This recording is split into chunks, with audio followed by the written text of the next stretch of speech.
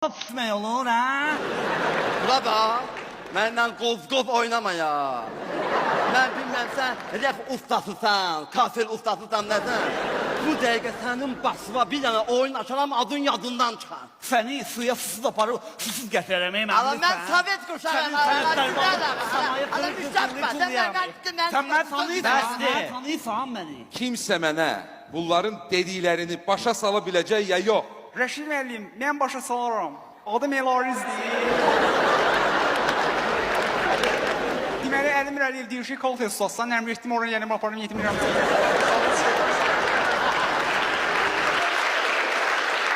Elşad Xosu da deyir ki, bəsdir, mən getdim, gəldim, apardım, Nələr oldu, gülüm, nələr oldu? Məni saxdan yanağım oldu. Bir ürəkdə olmaz iki sevda. İnan ki, bu dərdə düzməyim dağlardır.